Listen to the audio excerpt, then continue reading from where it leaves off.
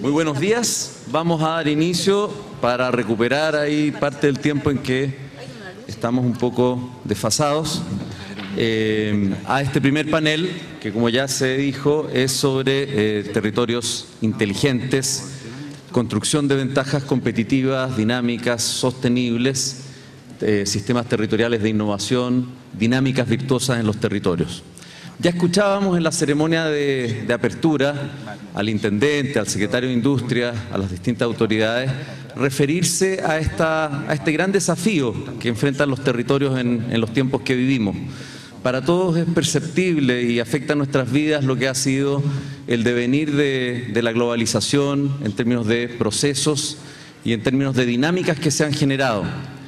Y también de esa forma hemos visto cómo, paradójicamente, en tiempos de globalización los territorios tienen un papel diferenciador muy importante. Son en aquellos espacios en donde se pueden jugar dinámicas de innovación, de competitividad, de creatividad, de espacios de desarrollo que pueden diferenciarse aun cuando partan de bases muy similares o de etapas muy similares.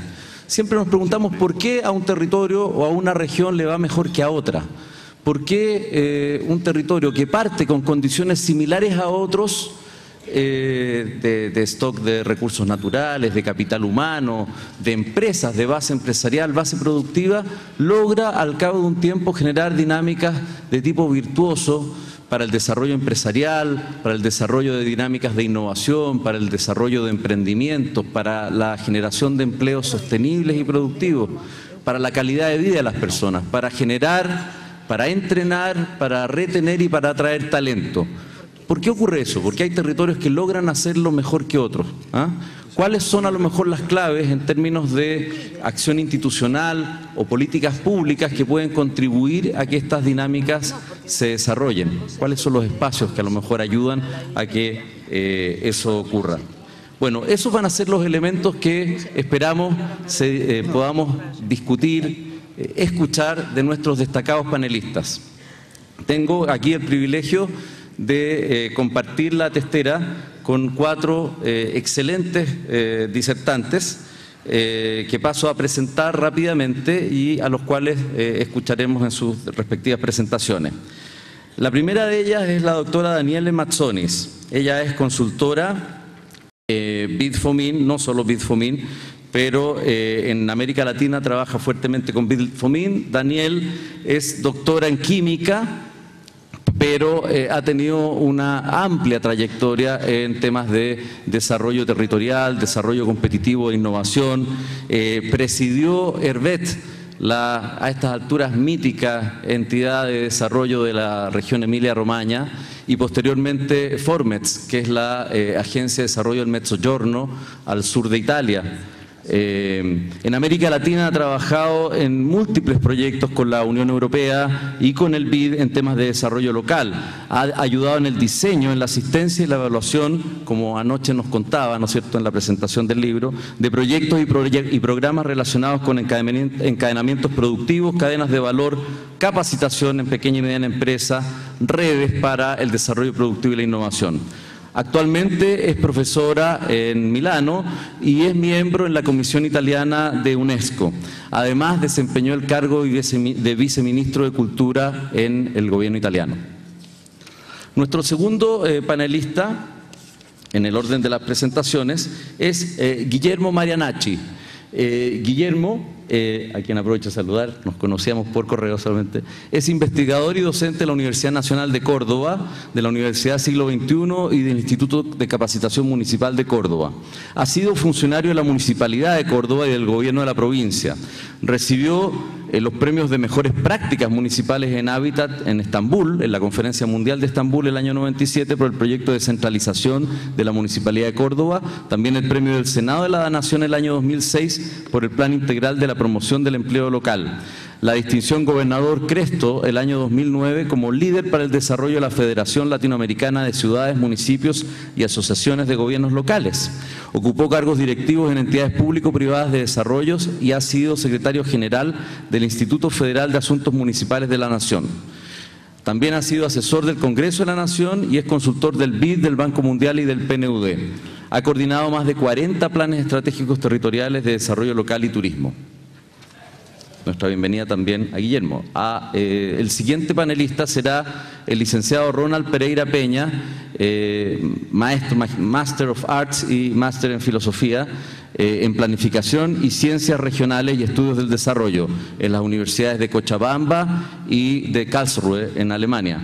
El licenciado Ronald Pereira tiene una amplia experiencia en gestión del desarrollo económico local, diseño y gestión de herramientas metodológicas de planificación estratégica y operativa, en planificación del desarrollo institucional, en gestión pública, en gestión de políticas públicas.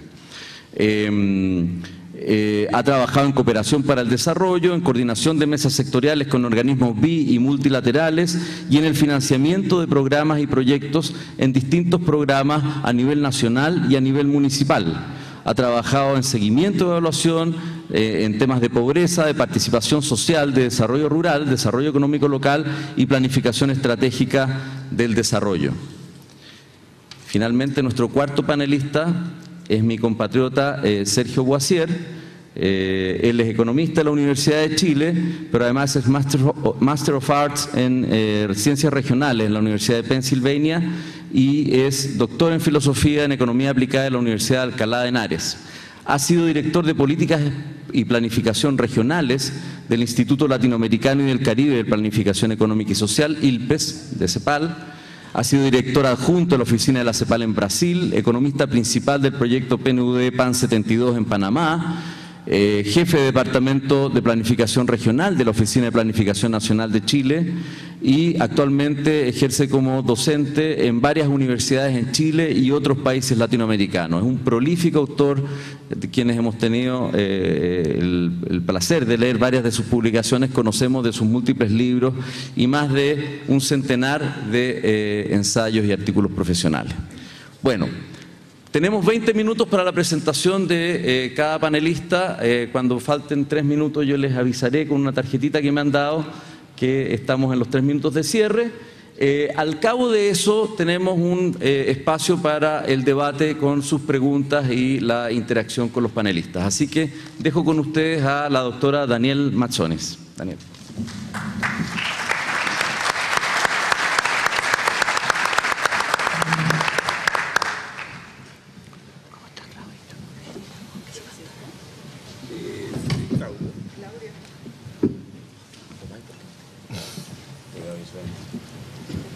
Que invade todo. Bueno, buenos días a todos. Quería ante todo agradecer a ADEC la posibilidad de haberme dado la posibilidad de venir aquí. Estoy muy impresionada por este fórum y por su platea, por la importancia de la gente que me va a escuchar y extremadamente preocupada de no llegar a decir todo lo que quiero decir, un poco porque Maggi estoy segura que me va a interrumpir, porque pasa siempre. Y otro poco porque creo que realmente lo que hay que decir en este fórum sobre nuestras potencialidades como estaba por decir expertos, como actores de mecanismos de desarrollo en nuestros países son infinitas y entonces viene ganas de hablar de todo y ya sé que no es posible. Así que voy a tratar, si supiese cómo funciona esto, enter. Perfecto. Entonces empiezo así diciéndoles que nosotros cuando hablamos de territorio hablamos de espacios. En realidad nosotros nos encontramos en un espacio que no se mide. Eso es lo primero que llama la atención cuando se habla yo creo que cuando se habla de territorio. Nos olvidamos que territorio, por absurdo que parezca, se vuelve un concepto casi abstracto.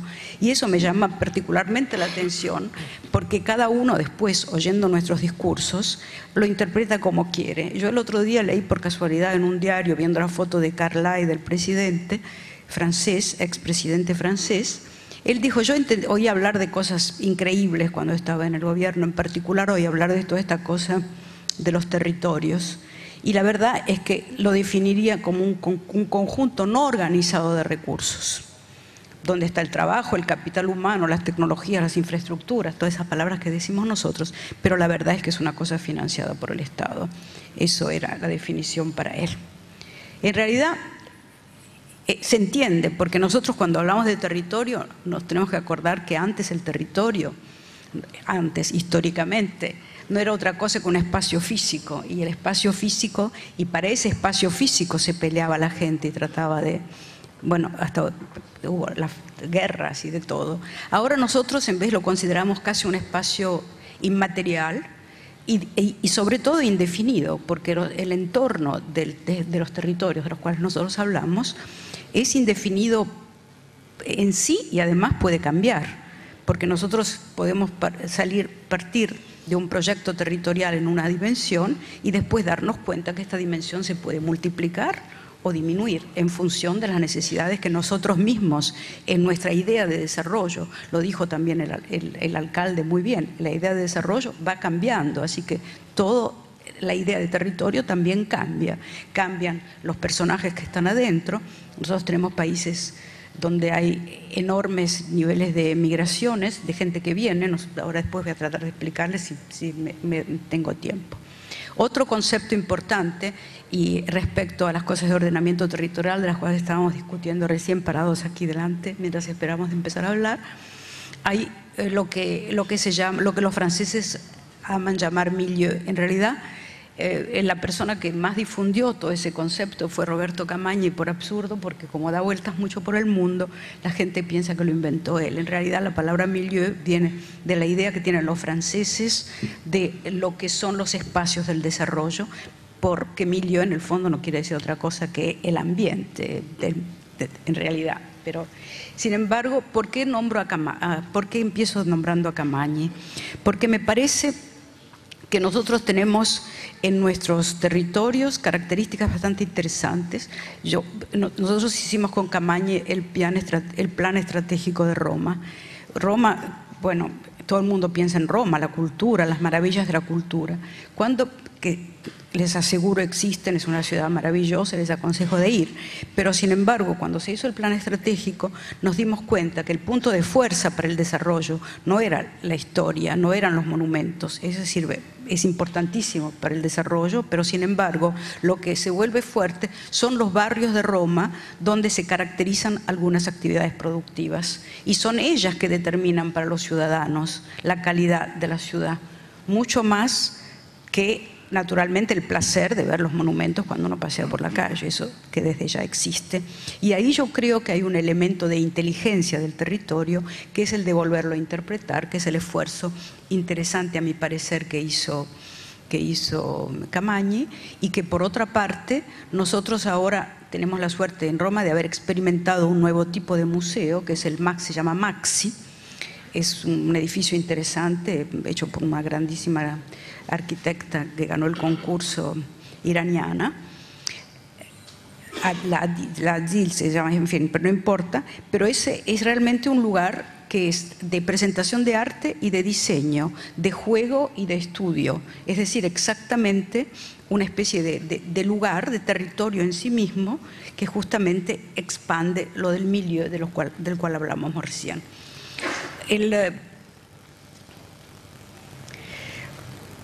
Ahora, aparte Camañi, yo creo que cada uno reinterpreta todo. En particular, me gusta nombrar a Storper, porque lo conocí cuando era muy joven, yo ya trabajaba en Hervet, y él cuando se hablaba de espacios, de relaciones entre competidores y ese tipo de cosas, era geógrafo en esa época. Ahora es un economista bastante conocido, porque la gente cambia de trabajo, es otra característica de nuestra época. Él decía, lo encontré y él ahora habla de la infraestructura conectiva. Y él dice que es ella que produce los valores y las ventajas competitivas para la gente, y hablaba de cohesión social. Yo le dije que eso existía, vino a Europa, visitó Europa, y ahora es una de las personas que más trabaja sobre estos temas, y que transfirió en su contexto algunas cosas bastante interesantes, hizo experimentos así justamente relacionados con agencias, etc. Otro importante que en vez del punto de vista de los economistas habla de recursos productivos. ¿Por qué insisto con las palabras? Porque eso nos da una idea de todo lo que quiere decir desarrollo local, quiere decir todo y el contrario de todo, y eso también es interesante, quiere decir que cada uno de nosotros tiene enormes posibilidades de reinterpretar a su manera, su forma de desarrollo y su selección en ese campo. Bueno, yo personalmente confieso que habiendo trabajado por primera vez en un distrito industrial, en Prato, yo lo he vivido más como una comunidad, como una individualidad, yo la llamo individualidad social, económica y cultural, en las cuales son las iniciativas colectivas que generan los resultados. Y esto me lleva a contarles, aunque pierdo tiempo, por qué yo la veo así. Yo empecé a trabajar en una ciudad que se llama Prato. Nadie conoce Prato, sin embargo es una ciudad en Toscana importante, donde desde siempre, desde el siglo XII, lo escribe Brodel en su libro, un libro de historia de la industrialización, en el siglo XII ya existía la industria del tejido, que sigue existiendo hoy. ¿Cómo era esa industria del tejido? No era tejido de buena calidad, porque la buena calidad se hacía en Florencia y no te la dejaban hacer en Prato. En Prato se hacían las cosas para, entre comillas, los pobres. Así que se llamaban trapos en vez de géneros. Y estos trapos siguieron cultivándose y haciéndose siempre en microempresas, y hoy tenemos en Prato 9.000 empresas textiles micro, 8.200 millones de euros ¿cómo se llama? De turnover, no sé cómo se dice. 5.500 de estas empresas exportan. No, se exporta por 5.500, perdón, millones de euros. Los empleados son en total 50.000, así que con eso también se dan una idea de cómo es el sector. Las empresas medias tienen 4 o 5 personas máximo y hacen todo lo que se puede hacer con el textil. Sigue siendo la capital de los trapos en la cabeza de la gente. Uno dice una cosa mala viene de Prato, se lava mal, viene de Prato, es la expresión, pero sin embargo no es más verdad. Hoy Prato es un lugar de altísima calidad de producción de lana. No usan más lana reciclada como se usaba entonces, y además tiene todos los elementos de un desarrollo territorial importante. Hablábamos antes, se lo contaba antes al Burker, que han hecho una cosa que se llama el macrolotto, que es un lugar donde se hace todos los servicios que pueden traer sobre el textil, que pueden traer daños al medio ambiente. Eso quiere decir que la institución pública puso todo el lugar, todos los lugares y todas las necesidades y todos los equipos de reciclaje en un solo lugar. Y todas estas microempresas, todo lo que tienen que reciclar o limpiar el agua o todas las cosas que caracterizan la industria textil, que como saben es una industria que ensucia mucho, contrariamente a lo que se piensa, se hacen en el macroloto. Y eso es una clásica cosa público-privada, en la cual el público pone el dinero porque le conviene a sí mismo poner ese dinero. Otra característica de Prato ahora es que fue invadida por los chinos. Cuando digo invadida por los chinos, no exagero. Hubo una inmigración china muy, muy, muy importante. Así que otro problema para la municipalidad, integrar a los chinos. Yo les aseguro que los chinos hablan más pratelle que los prateses. Se reconocen, son como los cordobeses, tienen un acento muy fuerte, muy marcado. Y les aseguro que los chinos son chinos llegados a 20 años, 25, 30, no niños, hablan pratelle puro. Hay un gran esfuerzo de integración y además de identificación total con el territorio. Así que el empowerment famoso, del cual tanto se habla, para la gente que nace y que tiene su individualidad y su cultura, de golpe lo encontramos en gente que viene de China y que recién llegó y que ya está identificada y que también usa el modelo pratelle. Cada uno hace una fase de trabajo. En ninguna de las empresas se hace toda la cadena. Así que es una gran cadena de valor donde cada uno hace su pedacito. Bueno, esto me lleva enseguida a la cuestión de las capacidades, para apurarme, porque tengo que hablar de territorios inteligentes, y yo creo que toda esta cuestión de la cultura y de los conocimientos, en fin, no se hace otra cosa en esta sociedad que hablar de conocimientos, y nos damos cada vez más cuenta que la visión común del conocimiento que se va creando es ella que cada vez más genera el valor. A nosotros antes teníamos, por un lado, formas de trabajo, por otro lado, formas de pensar, por otra lado formas de organizarse. Ahora todo eso se articula, en parte es culpa de la tecnología, pero no solamente, pero seguramente sí de la comunicación. Todo eso se articula generando un único mecanismo interesante. Otro elemento que yo creo que vale la pena de repetir en esta sede es toda la cuestión de la utilización de los bienes públicos. ¿Por qué las poblaciones como estas, donde hay una cierta concentración e identidad, llegan a empoderarse, no sé si se dice empoderarse o apoderarse, no sé cómo se dice, de los bienes públicos de la colectividad? Lo llegan a hacer, yo creo, en grandísima parte, porque la colectividad está preparada para hacer eso. Digamos, a registrar relaciones que funcionen. ¿Por qué les digo esto? Porque, por ejemplo, cuando digo las relaciones, nosotros tenemos en los distritos industriales buenas relaciones industriales. Ustedes saben que los sindicatos en Italia son fuertes y para muchas empresas es un problema grande tratar con los sindicatos. Sin embargo, nosotros tenemos en los distritos industriales casi nunca, diría nunca, pero no se puede decir nunca, hay problemas de relaciones industriales. ¿Por qué? Eso no quiere decir que cuando hay huelga general los primeros que van a la huelga son naturalmente las regiones, entre comillas, como se llaman en Italia, rojas, donde no fallan a una manifestación general. Pero sin embargo, localmente, como hay realmente una cultura colectiva, ese problema no existe. Segundo ejemplo, tenemos asociaciones de pequeños y medianos empresarios muy fuertes. En el caso de Emilia-Romagna, la CNA tiene 80.000 socios. 80.000 socios, ustedes se dan cuenta que quiere decir, del punto de vista de la utilización de los bienes comunes, en particular de la educación, tienen un peso enorme. Y por lo tanto la capacidad de capacitación que existe en este tipo de territorios es enorme. Más crece la capacitación, más crece la profesionalidad, más resultados tenemos. Así que el empowerment descende y las capabilities están perfectamente satisfechas. Bueno, aquí no voy a perder tiempo porque si no... Pero la slide que hice pasar sin leerla era para decir que la governance, de la cual discutimos ayer en la presentación del libro y se habló bastante, y hoy también en el fondo todas las autoridades que hablaron nos explicaron la importancia de la governance público-privada. Yo creo que cada vez más tenemos que perder la costumbre de decir la governance público-privada, porque como me decía Alburquerque antes de empezar esta mañana hoy, no existe, no vale ni siquiera la pena de decirlo, no hay posibilidades en un territorio de no aplicar las relaciones público-privadas para cualquier tipo de experiencia, no digo de desarrollo, de experiencia de convivencia civil que se quiera hacer en un territorio. Así que eso es, digamos, otro punto importante.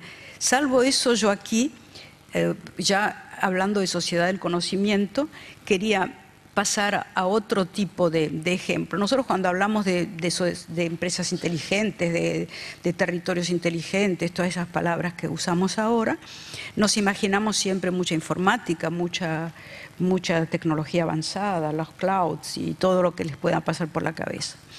Yo creo que la cosa es mucho más complicada. En realidad, nosotros tenemos el conjunto de conocimientos que ya teníamos, a los cuales se suman los nuevos. Y es el encuentro entre esto que crea la fuerza de un territorio. Es decir, que hay que mantener su propia cultura, hay que mantener su capacidad de trabajar y después ver llegar las nuevas tecnologías. En ese sentido también, yo voy a citar un ejemplo italiano porque son los que más conozco. Nosotros tenemos una ciudad como Mirandola. Mirandola era una ciudad, sí, ahora es una de las ciudades que tuvo más problemas con el terremoto. En Mirandola se hacían todos esos tubitos de plástico, todos esos elementos con los cuales que se utilizaban en los hospitales para transportar cosas, para tubos, pero esos tubitos finitos de materiales un poco especiales, difíciles de manejar, pero en fin, siempre plásticos, simples. Bueno, hoy Mirandola es uno de los polos biotecnológicos más importantes de Europa. ¿Por qué? Porque está cerca de Reggio Emilia, donde tienen todos los sistemas mecánicos más avanzados. Está cerca de Módena, donde hay un desarrollo industrial innovador particularmente interesante. Está cerca del polo de la cerámica, donde hacen cerámicas, como es obvio. Entonces, todo esto llevó primero a hacer prótesis. Las prótesis se volvieron una relación entre el mundo médico y el mundo de Mirandola. Hoy Mirandola es, les repito, uno de los clústeres más modernos de la biotecnología, no italiana, sino ya europea y hasta mundial. En algunos campos seguramente mundial. Otro ejemplo, bueno, basta, no hay tiempo. Entonces, quiero decir dos palabras más, realmente dos, Claudio, sobre la relación entre cultura y territorio. La cultura es otra de las cosas que nosotros por muchos años nos olvidamos. No la consideramos una cosa aparte. Ahora nos damos cuenta que la cultura, sobre todo con las nuevas tecnologías, trae una cantidad de nuevas actividades profesionales y industriales. Entonces, creo que tenemos que hacer un gran esfuerzo de darnos cuenta que realmente la cultura en su versión hasta la más tradicional, que es la de los bienes patrimoniales o bienes inmateriales que sea, que van del cine a la lectura, etcétera, etcétera. Todo eso es lo mismo exactamente de todo lo que discutimos respecto a los conocimientos que provienen de las tecnologías y del desarrollo y todas las cosas que decimos siempre con el avanzamiento tecnológico. ¿Por qué digo esto? Nosotros tenemos una región en Italia que se llama Puglia. Puglia es hermosa, lindas playas, turismo que aumenta 8% anual, pero no aumenta por las playas, porque están menos arruinadas que otras, que también es importantísima. Aumenta porque se ha vuelto uno de los polos de producción de cine, de música, de arte, porque se ha vuelto una ciudad misteriosamente, una región, perdón, misteriosamente de golpe joven. Está bien gobernada, probablemente eso juega también, pero creo que es una serie de... Han redescubierto su identidad cultural y a partir de la identidad cultural se inventaron que ellos eran los mejores en el cine, en el teatro, en el circo, etcétera, etcétera. Bueno, está siempre lleno de gente, en 2 estaciones por año. Así que eso era para decir que la cultura también trae desarrollo. Y les agradezco mucho y perdónenme que hable lo más rápido posible para contar lo más cosas posibles.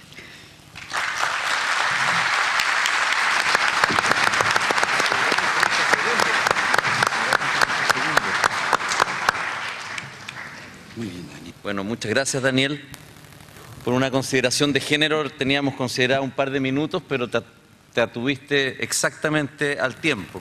Hay que preparar la siguiente presentación. Entonces invitamos a nuestro siguiente panelista. Sí, invitamos a nuestro siguiente panelista, el doctor Guillermo Marianache. Todo suyo.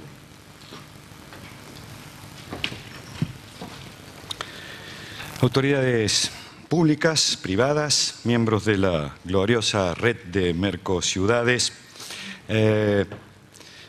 Agradecer inicialmente a los organizadores por dejarme ser parte de este importante panel, Ronald, Claudio, al profe Guasier, cada vez que íbamos por Santiago íbamos a tratar de tocarlo para que nos pasara un poco de inteligencia, y a Daniele, que sin duda en este tema de territorio inteligente es una señora muy inteligente, pero además linda, tenaz, responsable, y mi jefa, me audita periódicamente, por eso que aprendo tanto.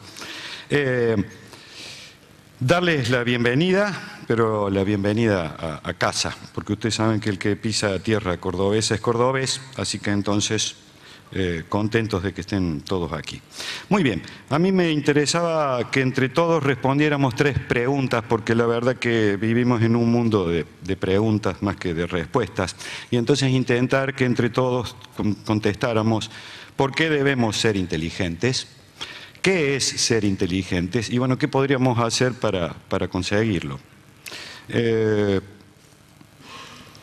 Vamos con la primera. También verán que soy artista, les he preparado un collage y cada una de estas fotos significa algo. Difícil de entender, a propósito lo hemos hecho confusa, compleja la foto, porque así es el mundo, y verán que hay ciudades de rascacielos, luminarias, y también hay otras ciudades, como la que está a la izquierda de vuestra pantalla. Eso es el mundo de hoy, el siglo XXI. Y también en esas ciudades, por supuesto, vive gente. Gente que pelea por comida y agua, como el soldado ese que está levantando ahí. Pero claro, si uno empieza a mirar un poco al interior de la foto, ve que la gente está peleando por comida y agua. Y sin embargo, hay una gran antena parabólica de DirecTV en plena guerra. Un mundo de desplazados, un mundo que está llevándonos a un cambio de vida muy vertiginoso y que muchos le llaman globalización. Una palabra que, una vez más les digo, es mejor conceptualizarla también con preguntas. Pero bueno, ¿qué está pasando con este mundo? Y como decía Daniel recién, el tema cultural, ustedes verán en el margen izquierdo, abajo, arriba de los aviones, arriba de estos trenes que parecen de la luna, hay gente, son indígenas. Hay un país en Latinoamérica, Ecuador, que tiene el mayor porcentaje indígena y que se visten muy coloridamente, muy pintorescamente. Lo que no alcanza a mostrar la foto, que todos esos indígenas con sombreritos blancos y las mujeres que están por detrás con unas polleras que en realidad son muchas faldas, muy coloridas, tienen esa vestimenta autóctona, pero ya no usan más usutas o jotas o el nombre que le querramos dar. Ahora tienen Nike. Entonces, el tema de la hibridación cultural es algo que está pasando. Yo no sé si es bueno o malo, para cada uno tendrá que definirlo, pero si ustedes se hubieran prestado atención a todos los señores que estaban aquí, sobre todo en la primera fila, estaban todos vestidos iguales, igual que todos esos señores que están en el aeropuerto de Barajas, en un lugar que una autora muy importante que se llama Saskia Sassen dice que es un no lugar. En el mundo del siglo XXI, globalizado, los aeropuertos han pasado a ser no lugares. Y por otro lado, gente que vive en la pobreza, trabajo infantil. Vale decir que hemos tratado de resumir en esta transparencia, este mundo, que en el 2025 vamos a tener el 75% de la población mundial viviendo en ciudades y vamos a alcanzar las 500 ciudades por encima del 1.000.000 de habitantes. Podrán ver todos esos globitos verdes. Cada uno de esos globitos verdes son ciudades, como les decía, y verán que no es en el mundo desarrollado principalmente donde la población incrementa en un asentamiento urbano pasando a ser megalópolis, sino que es más bien en el mundo subdesarrollado. Entonces, ¿qué es este mundo que les estaba contando? Bueno, el mundo a toda velocidad, tanta velocidad como que tenemos que hablar en 20 minutos. Y responder, ¿qué hace que un individuo viva en una ciudad y pueda trabajar en otra, ubicada a cientos de kilómetros? Lo único que nos hace falta es alguien que nos pague los viáticos.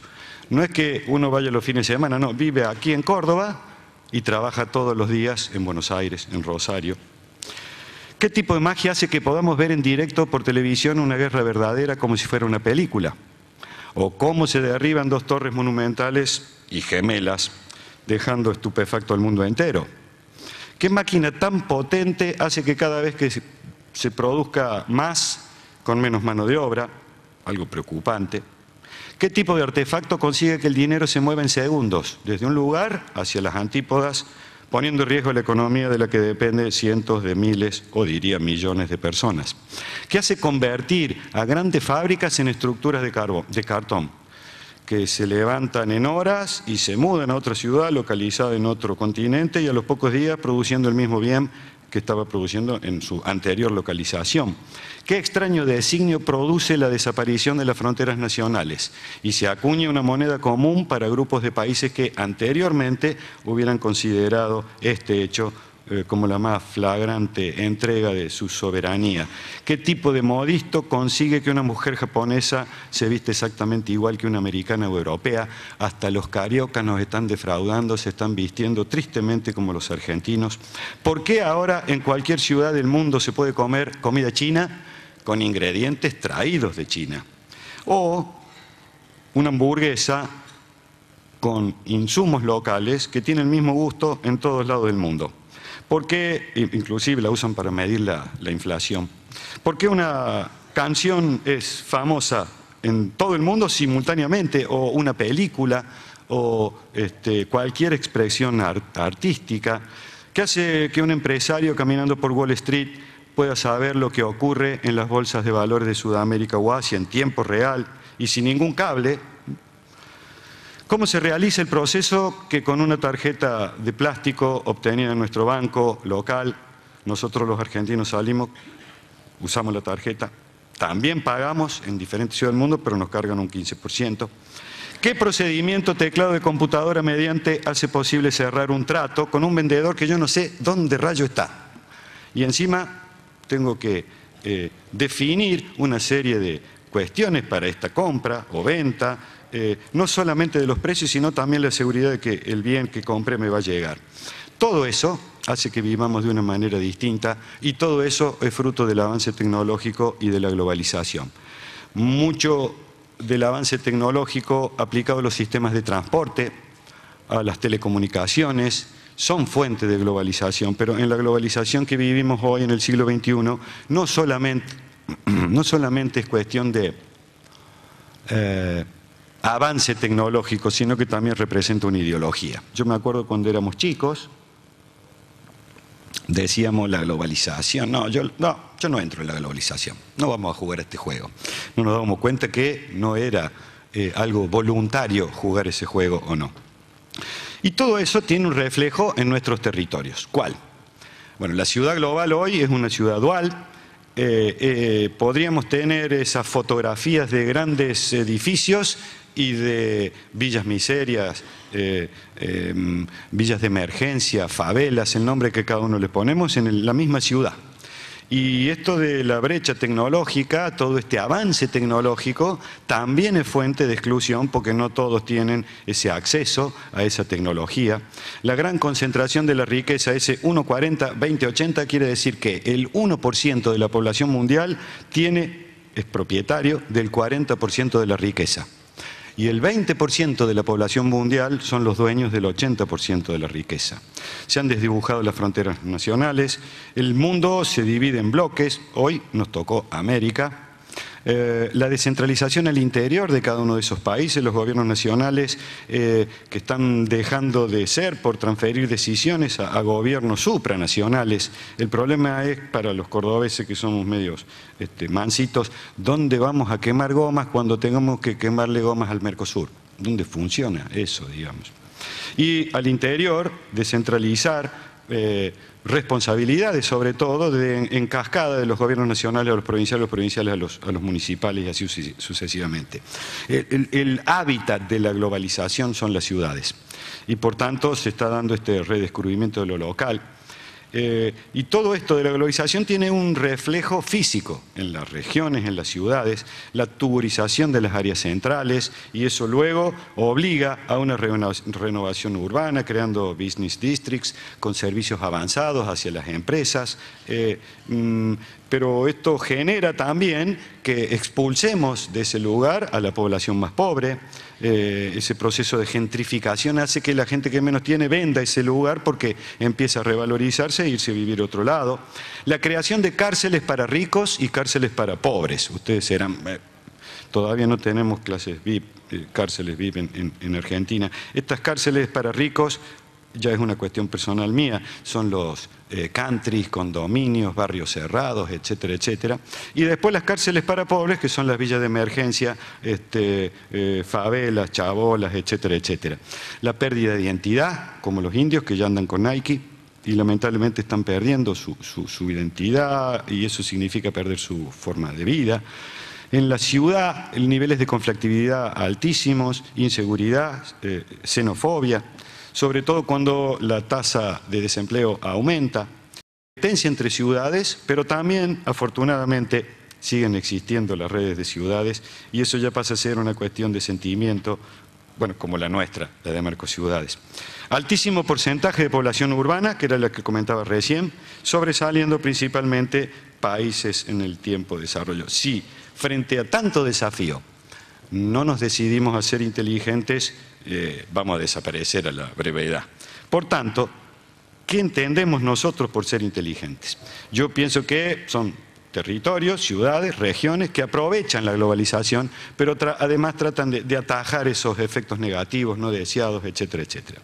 Hay un autor español que escribe un libro que se llama Territorios Inteligentes, se llama Alfonso Vegara, y dice que los territorios inteligentes son aquellos que están diseñados por la comunidad, que son capaces de crear ventajas competitivas, que son responsables con su ambiente, que están comprometidos con el desarrollo social, con la pobreza, con los que menos tienen, poseen estructuras de gobierno coherentes, dialogan con su contexto, son innovadores y están conectados con redes de ciudades. Es decir, a mí me parece que un territorio inteligente tiene que ser participativo y tiene que tener dotes de estrategas para posicionarse en el contexto creando esas ventajas competitivas. Tiene que considerar el crecimiento como una cosa distinta y bien distinta al desarrollo.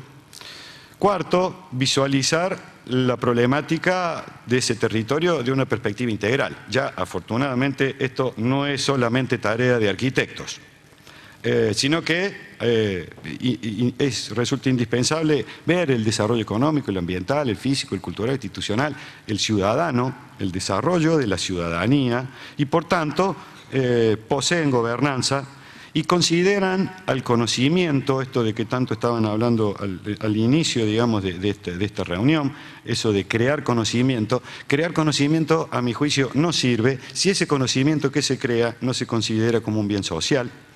Y por otro lado, son generosos, no tienen problema de compartir, de transmitir, de prestar, de educar, de dar información, de ayudar, de colaborar. Y además, en eso de ser generoso, también aprovechan para copiar y mejorar. Entonces, si ya sabemos por qué tenemos que ser inteligentes y más o menos determinamos qué es ser inteligentes, bueno, ¿qué propuesta tendríamos? ¿Cómo hacemos? ¿Cómo podríamos emprender un camino para llegar a territorios inteligentes? Primero que nada, tener un proyecto de ciudad, pero una vez más, ese proyecto de ciudad no es de un intendente, ni de un vecino, ni de una corporación, ni de una cámara empresaria, sino que pasa a ser un proyecto compartido de ciudad. En contraposición a lo que dice un señor catalán, Acevillo, que trabajó en el Plan Estratégico de Barcelona, en contraposición al modelo de ciudad que crece bajo el dominio de las fuerzas generadas por el mercado. Recién un amigo me acaba de regalar un libro, el Pablito, y me gustó mucho el título de uno de los capítulos, dice, el día que Adam Smith quedó manco. Esto de acá va en ese sentido. O la otra, que solamente planifica un élite de urbanistas en el interior de la estructura del gobierno municipal. Esto de cómo hacer para ser más inteligente supone conocer que existe no solamente el desarrollo exógeno, que cada vez nos llega menos, sino que vamos a tener que generar otra estrategia de desarrollo endógeno. ¿Qué se entiende por eso?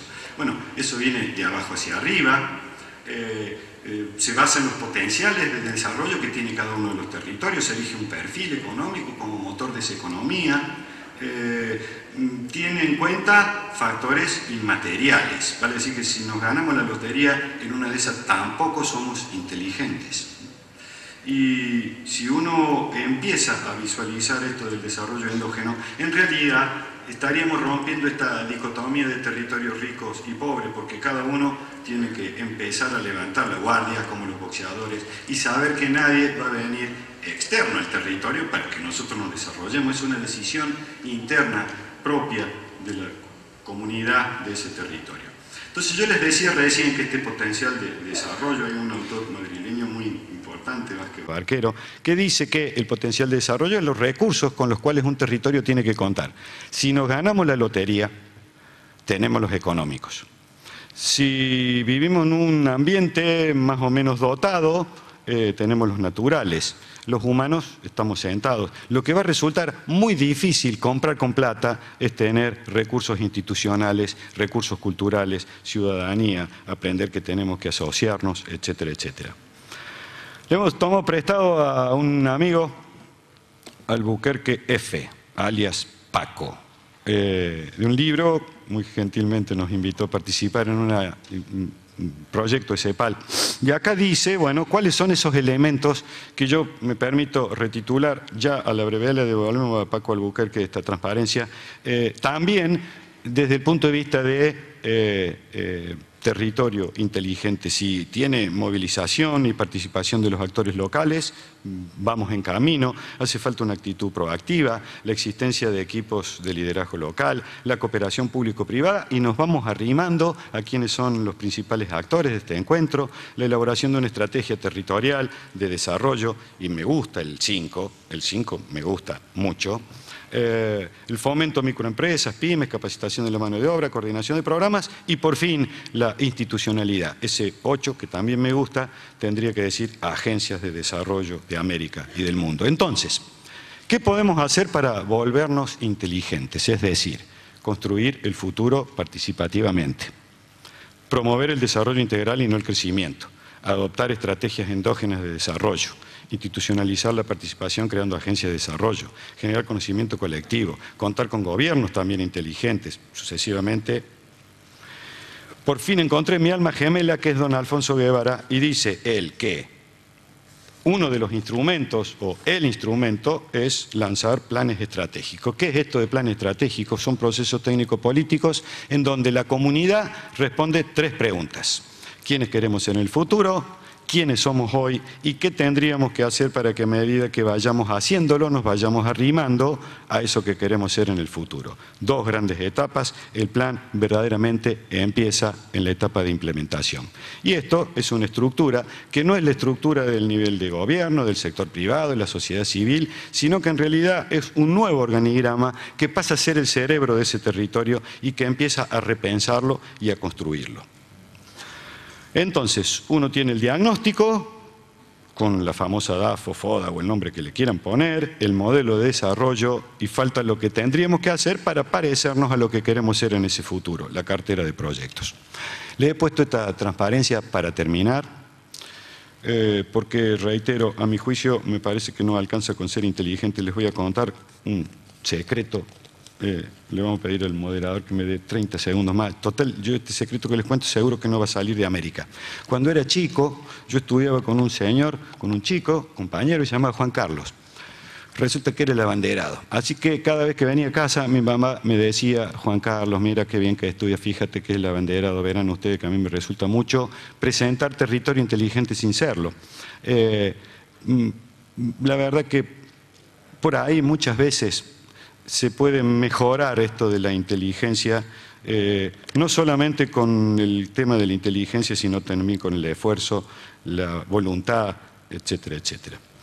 Entonces, por último, agradecerles la atención y decirles que para que un territorio realmente sea inteligente debe tener un plan que invite y requiera pasar a la acción. Un plan que consiga que cada hombre y cada mujer que viva en ese territorio participe en un movimiento ciudadano que tenga un propósito estratégico, una aspiración compartida, una meta que sea clara y una obsesión por conseguirla. Les agradezco mucho haberme escuchado, les deseo, los exhorto a que acepten el desafío de construir territorios inteligentes, pero además de tener territorios inteligentes, que en esos territorios viva gente que no tenga miedo a soñar. Muchas gracias.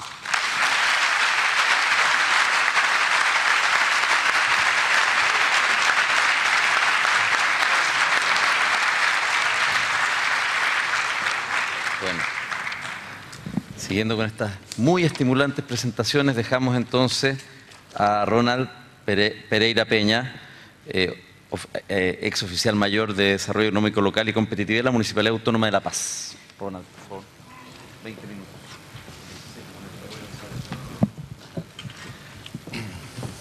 Muchas gracias, muy buenos días a todos. Quiero agradecer profundamente la invitación a los organizadores del foro por formar parte de este importante panel.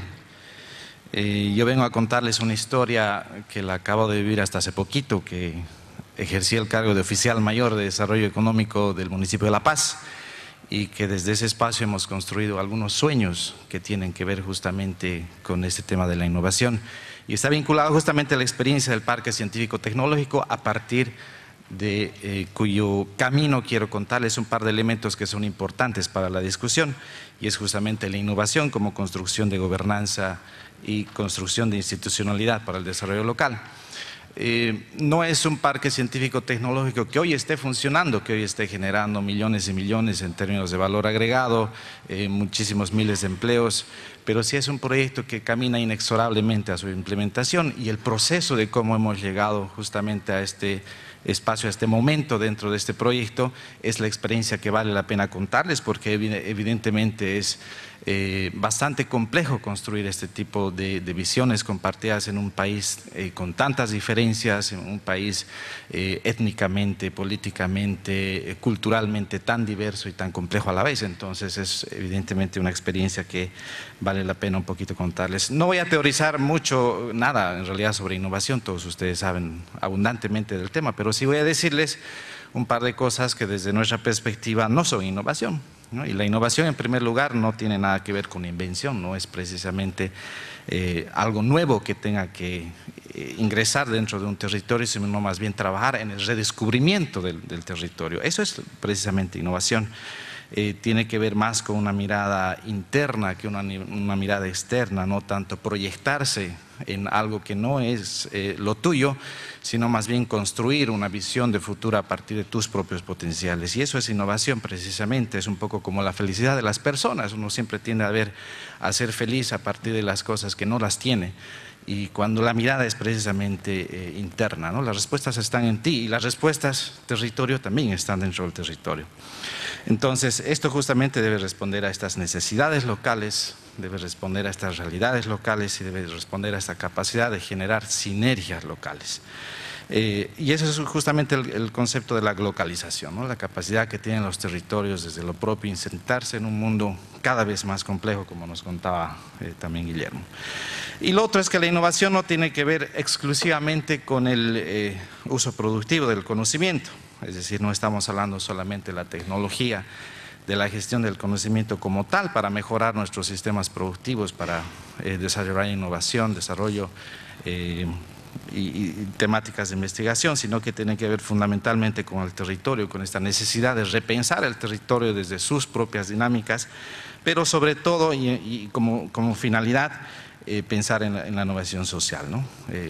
La posibilidad de que a través de estos procesos disminuyamos la equidad, la inequidad social, la capacidad de introducirse de algunos sectores vulnerables de la sociedad en otras dinámicas de tipo también económico productivo, que generen renta, que generen desarrollo, de recuperar esta identidad territorial y en principio de apuntar a lo que es el desarrollo humano. Entonces, con esta perspectiva yo voy a contarles algunos momentos críticos que hemos tenido en la experiencia del Parque Científico Tecnológico de La Paz, y son tres momentos básicamente, ¿no? Lo primero que hemos hecho es identificar algunos factores detonantes que generen todo un proceso de desarrollar nuevas iniciativas, ¿no? Y lo primero que hemos hecho es evidenciar algunas realidades ocultas, ¿no? Que hasta el momento no se debaten y que son pero palpantes, ¿no? Lo primero es que en Bolivia en general hay una incipiente innovación.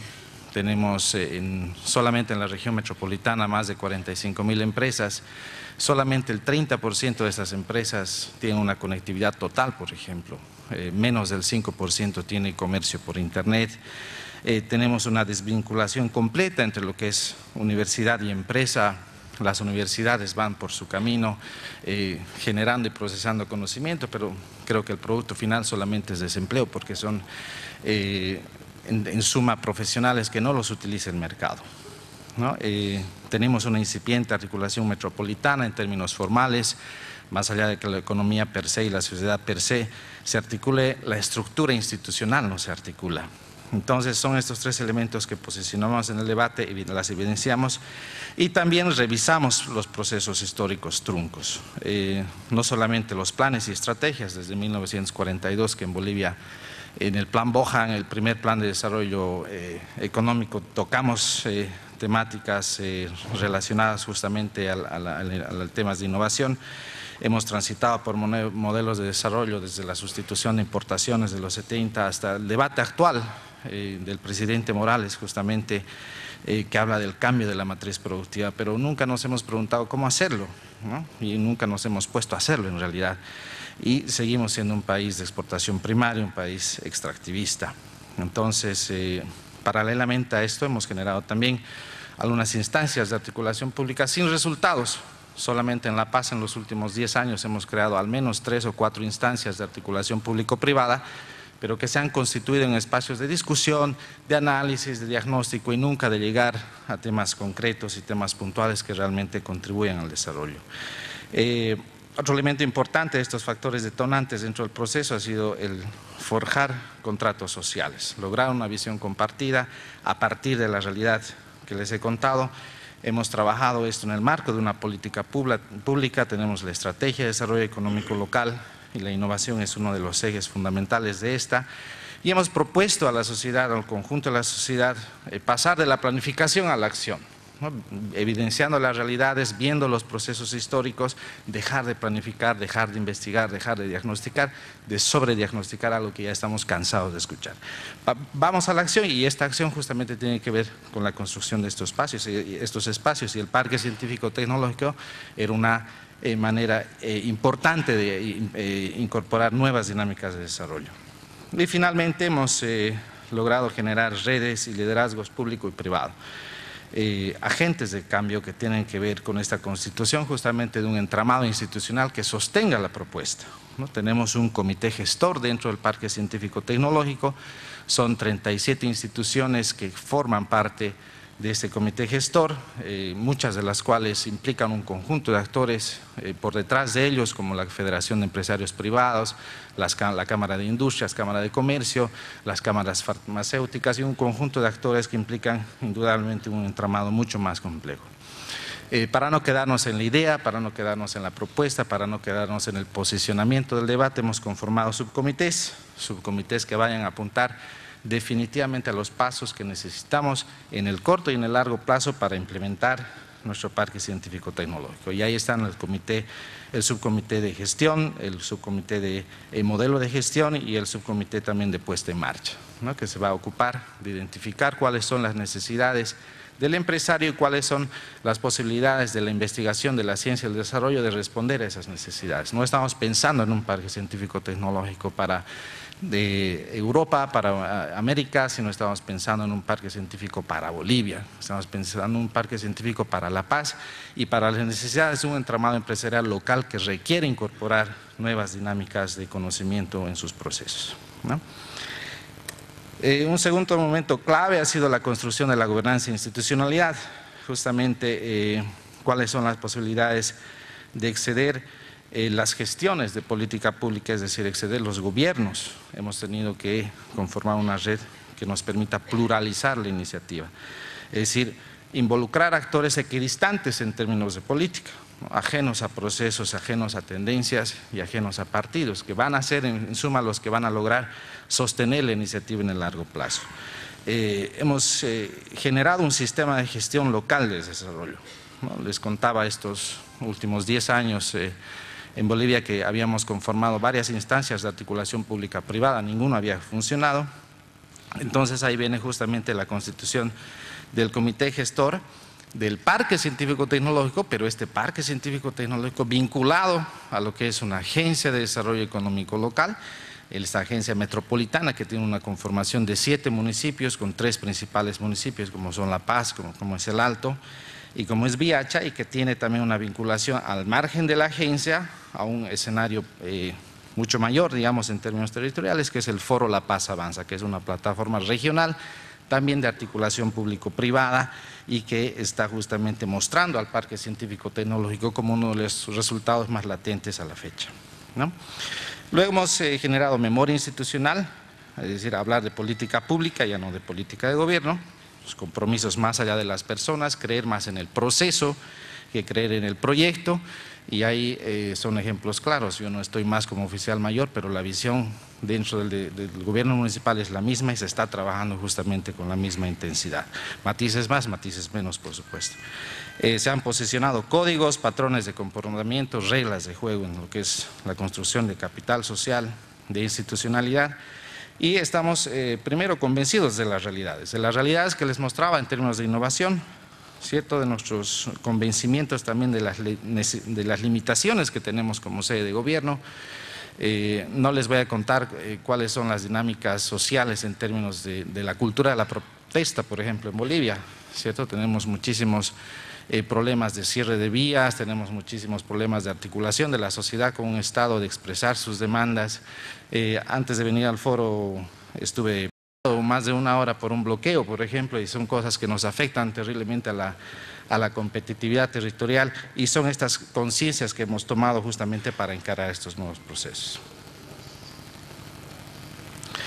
Un tercer elemento ha sido justamente el enfrentar estos desafíos que aparentemente son irresolutos. Confrontar los escenarios políticamente polarizados. No les voy a contar cuáles son las diferencias de La Paz en términos de municipio con lo que es el gobierno nacional, son tendencias políticas completamente diferentes, pero hemos construido consensos invisibilizando aquellas cosas que nos separan, más bien trabajando en las cosas que nos unen.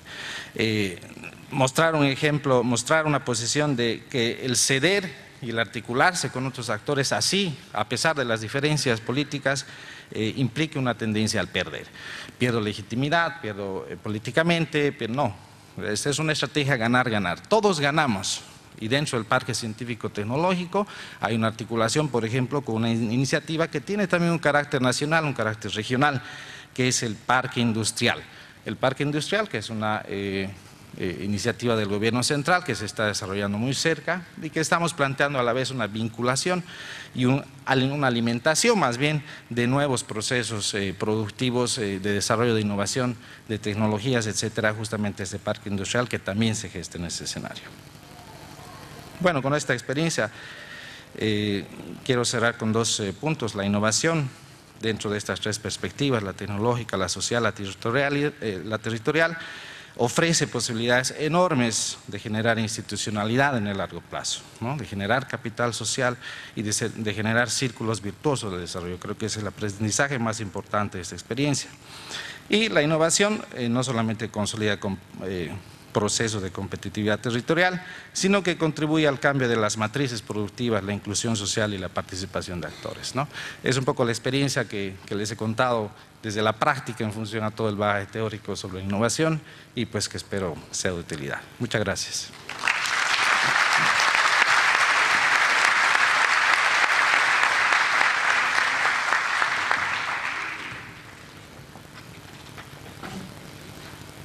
¿Te lo paso? Bueno,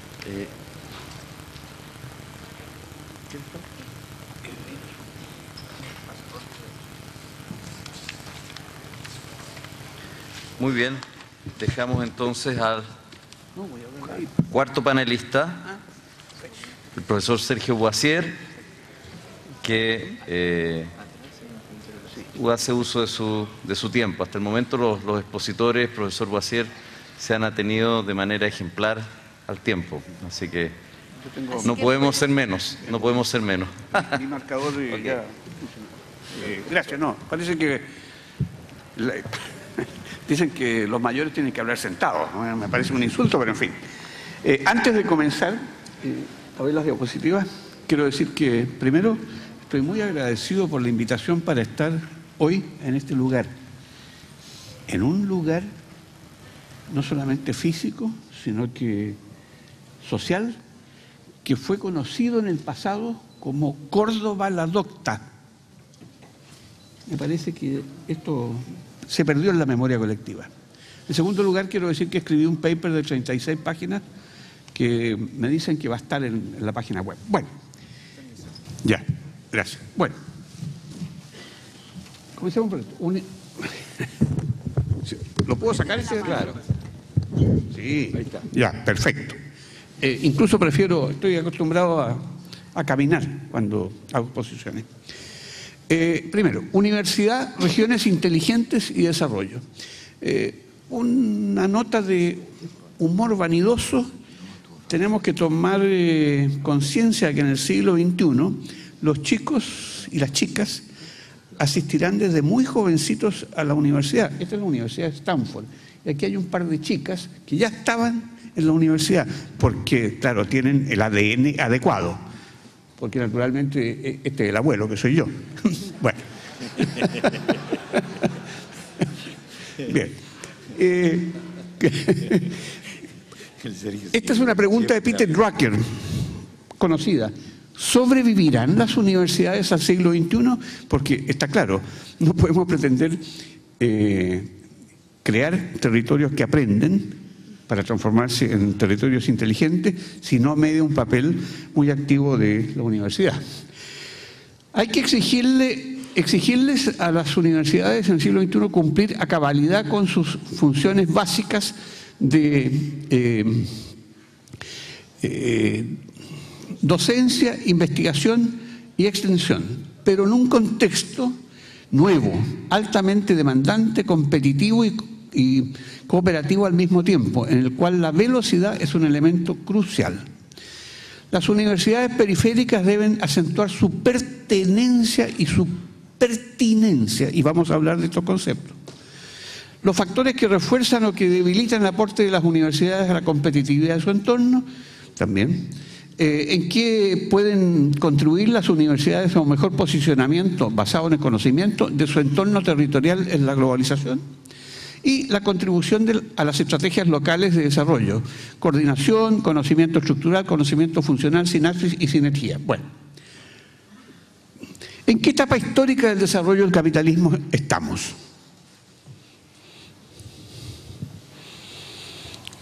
En la etapa tecnocognitiva, en la cual la cadena de valor es conocimiento, investigación, innovación, diseño, producción y marketing. Tenemos que tomar conciencia de esto. Inteligencia regional. ¿Qué es una región inteligente? La noción de un territorio como sujeto inteligente, porque los objetos no son inteligentes.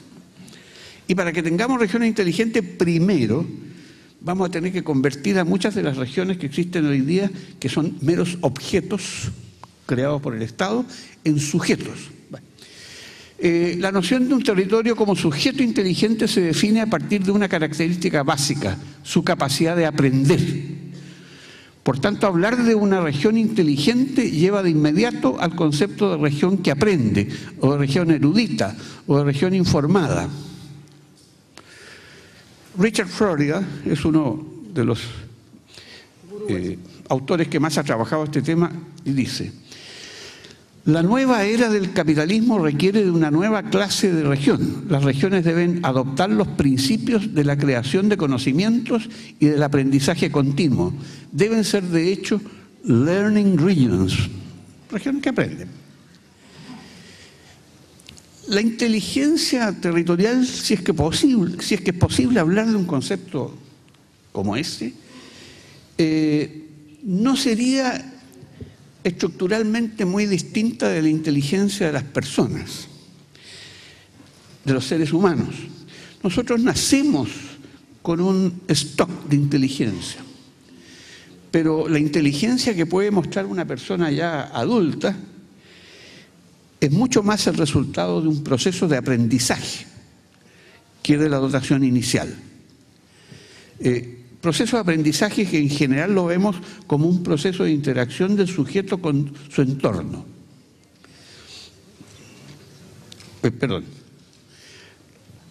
Una universidad regional tiene que, en materia de docencia, bueno, hacer docencia tradicional, pero también hacer docencia innovativa de frontera.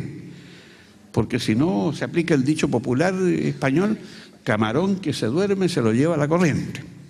Universidad que no está permanentemente en la frontera cognitiva desaparece. En investigación, la investigación básica tiene que apuntar a una dimensión regional de esa investigación básica y también a una dimensión global. Y para la investigación aplicada rige lo mismo.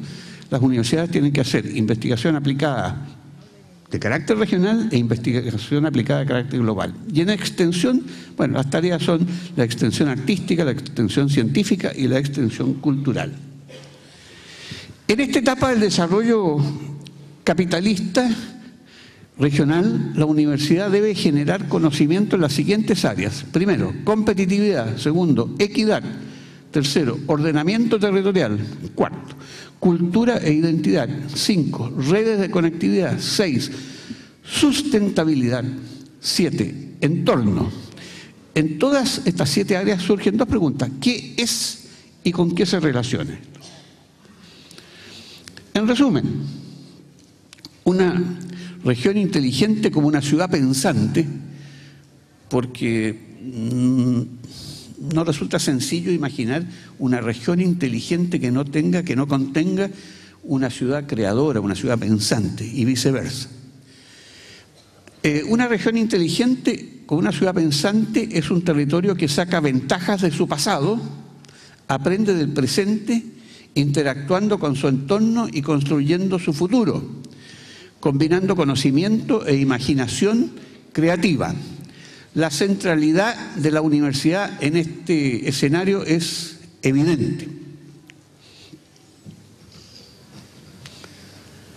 7 campos de operación para las universidades regionales. Primero, competitividad. ¿Qué es y con qué se relaciona? Segundo, ordenamiento territorial. ¿Qué es y con qué se relaciona? Tercero, equidad. ¿Qué es y con qué se relaciona? Cuarto, cultura, identidad. ¿Qué es y con qué se relaciona? 5, redes de conectividad. ¿Qué es y con qué se relaciona? 6, sustentabilidad. ¿Qué es y con qué se relaciona? Ojo, a mí me parece que todavía existe una confusión semántica en español entre sustentabilidad y sostenibilidad. La sostenibilidad se refiere a la mantención del crecimiento económico. La sustentabilidad tiene que ver con el tema medioambiental. Y 7, entorno. ¿Qué es y con qué se relaciona? Factores que refuerzan o limitan el aporte de las universidades a la competitividad de su entorno. Las características del entorno: el nivel de desarrollo económico y tecnológico, el entorno empresarial y organizativo, la dotación y uso de capital humano, la especialización de la economía y la intensidad tecnológica. Otro conjunto de factores tiene que ver con las características de las universidades: los recursos humanos y financieros, la especialización científica, la cultura organizativa y los valores predominantes, la eficiencia, productividad y calidad docente e investigativa. Y otro grupo de factores tiene que ver con el funcionamiento de los enlaces, el sistema de investigación, desarrollo e innovación y el desarrollo y difusión de resultados, el financiamiento de la investigación, del desarrollo y de la innovación. Las universidades regionales deben preparar a más ciudadanos para asimilar más conocimientos y para participar en un proceso de cambio permanente y rápido. Y ya lo vimos en una exposición anterior, en realidad la velocidad del cambio, en su más amplia excepción, es exponencialmente creciente hoy día. Y esa exponencialidad, además, no solamente es creciente, sino que es también muy acelerada. Las universidades tienen que mejorar el capital humano formando más científicos e ingenieros fuertemente impregnados de valores. Una cuestión extremadamente importante en la contemporaneidad, a mi juicio.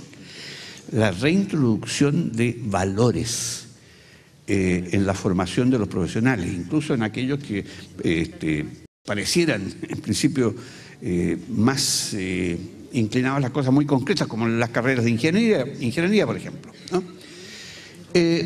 Mejorar la inserción laboral de los egresados mediante una formación que fomente la vocación empresarial y que les prepare para contribuir al proceso innovativo.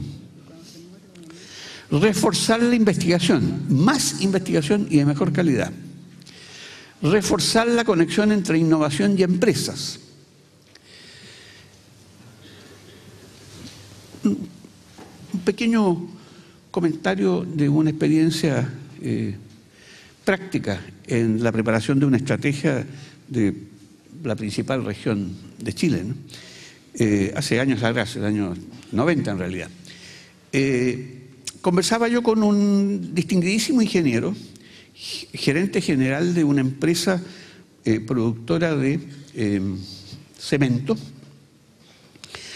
a partir de cenizas de la fundición de acero, que también existía en la región, y este mismo señor era a su vez líder de un movimiento regionalista y descentralista. Entonces un día en una conversación muy coloquial, yo le pregunto, oye Claudio, no era Claudio Maggi, era otro señor, oye Claudio, ¿dónde contratas tú la investigación? No voy a decir científica, porque me parece que en el cemento no hay más investigación científica, pero la investigación tecnológica, teniendo esa región 7 universidades y una universidad particularmente de alto nivel. Ah, me dice, la contrato con la Universidad de Cambridge. Pero te estás mordiendo la lengua tú mismo, ¿no? Hace un discurso descentralista y como gerente de una empresa muy importante te vas a Inglaterra a contratar la investigación tecnológica. Y me dio una respuesta muy impactante. Sí, me dijo, pero nuestras universidades no tienen la velocidad que la empresa moderna requiere, ¿no? Entonces hay que trabajar mucho la conexión entre innovación y empresa. Contribuir a las estrategias locales y regionales para el desarrollo del territorio en la contemporaneidad, y eso significa mezclar virtuosamente conocimiento y valores. Un ejemplo ejemplar, intencionadamente escribí esa redundancia, un ejemplo ejemplar de sinapsis, sinergia e innovación regional. A ver.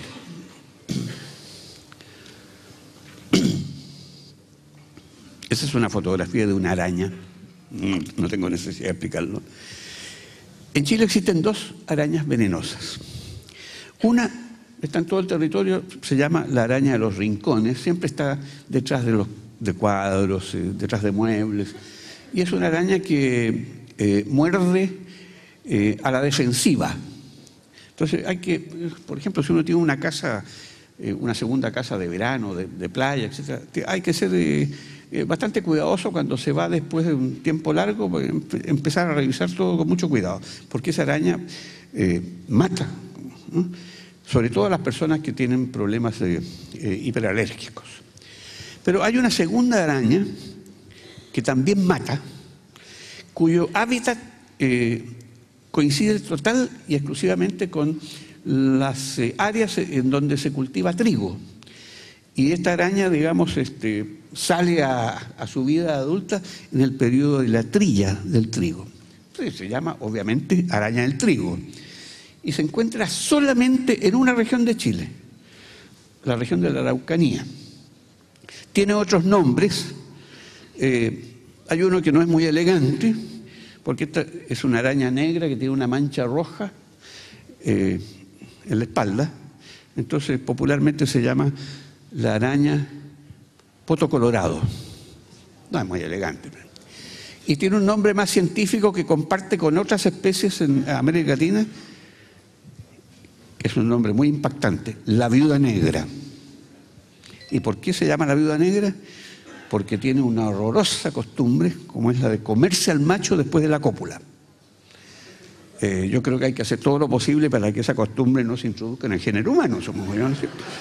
Bueno, entonces, por casualidad, cayeron en mis manos una serie de antecedentes que me permitieron escribir un artículo que está publicado en una revista de la Universidad de Medellín, en Colombia, en que mostré lo siguiente. Primero, estamos hablando de la región más pobre de Chile.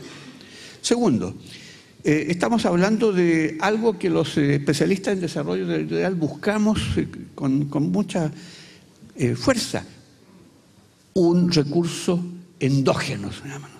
Porque este es un recurso endógeno, evidentemente, no existe en ninguna otra parte, es propio de esa región. En esa región hay, como en todas las regiones de Chile, una universidad estatal, que se llama la Universidad de la Frontera, que tiene que competir en el mundo universitario, buscando, digamos, nuevas posibilidades sobre todo de investigación, etcétera, etcétera. Volvió a Chile un profesional chileno que se fue a Estados Unidos a doctorarse en bioquímica Y cuando volvió a Chile no tenía un trabajo inmediato.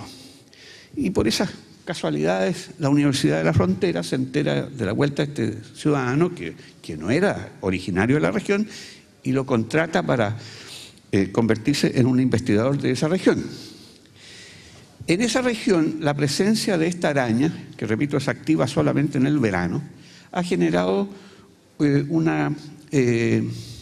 un conocimiento popular que los franceses lo llaman el conocimiento transmitido de boca a oreja. Es un conocimiento tácito.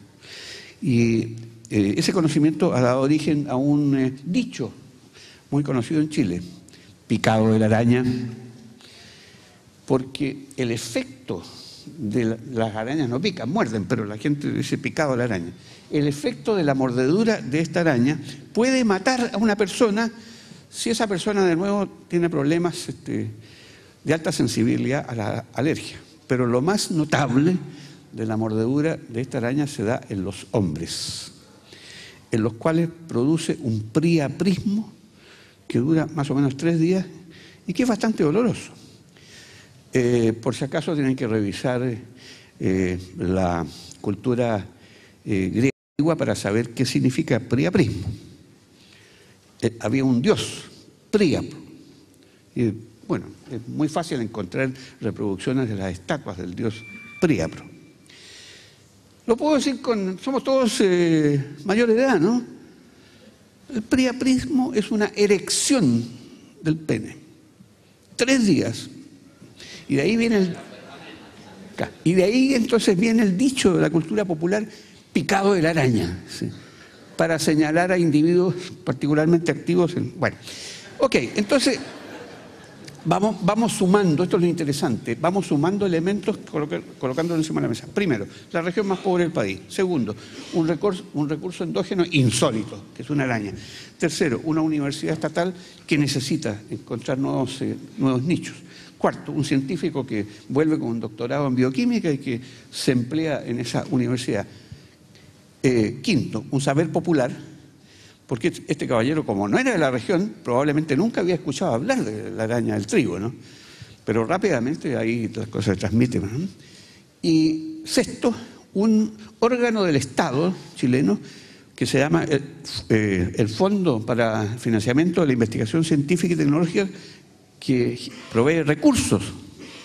Y ese fondo le pasó a este investigador $3 millones. Y entonces yo le dije, mira, pero aquí lo que se va a producir probablemente un fenómeno de sinapsis, o sea, de articulación de todos estos elementos, como sucede en el cerebro. Y efectivamente me entero que el científico ya terminó la investigación. El resultado de esa investigación está en manos de la empresa Pfizer, ¿no? la farmoquímica, y por ahí descubro una entrevista de prensa que este individuo le concede a un periodista y la encontré fantástica, porque textualmente el científico le dice, bueno, aquí lo que hemos encontrado es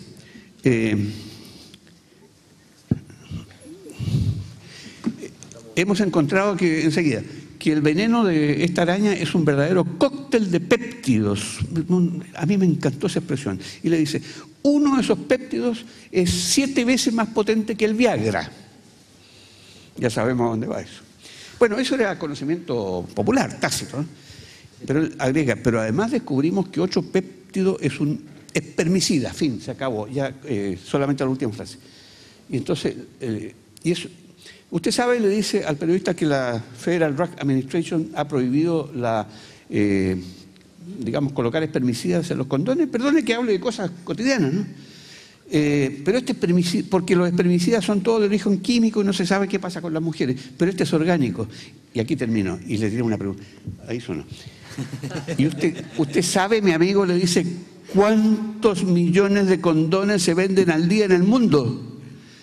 Para darle una idea del negocio que venía por delante. Entonces, es un caso notable, ¿eh? Bueno, déjese picar por la araña y sea feliz.